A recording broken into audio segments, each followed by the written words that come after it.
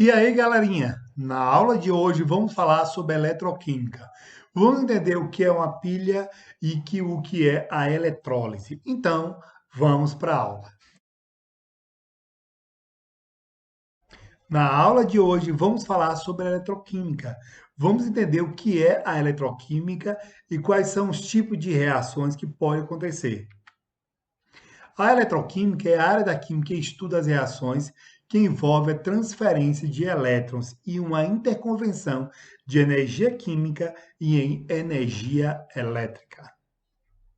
Nós temos aqui basicamente dois tipos de interconvenção. Uma reação química vai produzir uma corrente elétrica, dessa forma nós chamamos de pilha, e quando uma corrente elétrica transforma em uma reação química, nós chamamos de eletrólise. Pilhas ou bateria, produção de corrente elétrica. Isso acontece através de uma reação redox, ou seja, através de uma reação que nós temos a oxidação e a redução dos elementos. Nós veremos aqui o que acontece quando nós temos uma oxidação e uma redução. Na oxidação, o NOx aumenta, ele perde elétrons. Ele é considerado agente redutor, o polo negativo, o ânodo, e por sua vez, seu eletrodo ele perde massa.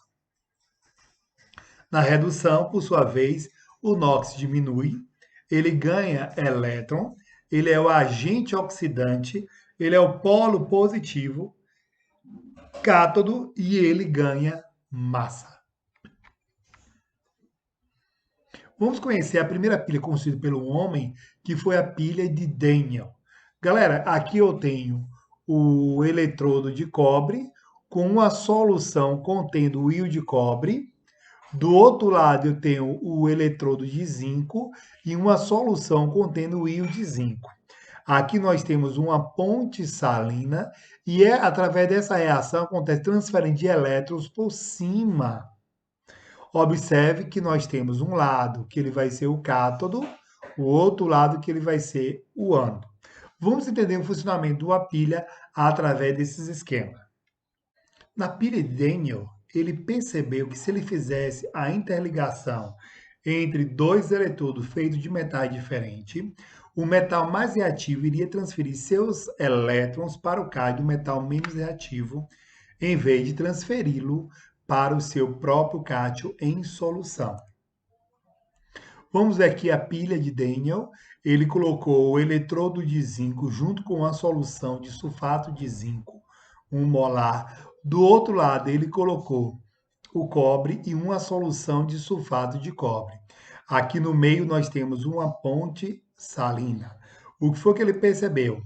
O zinco, por ser mais reativo que o cobre, ele sofre oxidação, ele vai perder elétron.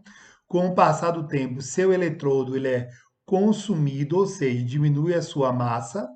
Já o cobre, como ele tem um menor potencial de oxidação, ele vai sofrer redução. E como ele reduz, ele vai ganhar massa no seu eletrodo. Nós temos aqui o lado negativo, ou que nós chamamos de ânodo.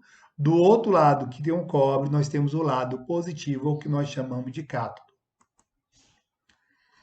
Na semicélula do zinco, tem a tendência espontânea em perder elétron, por isso que ele sofre a oxidação.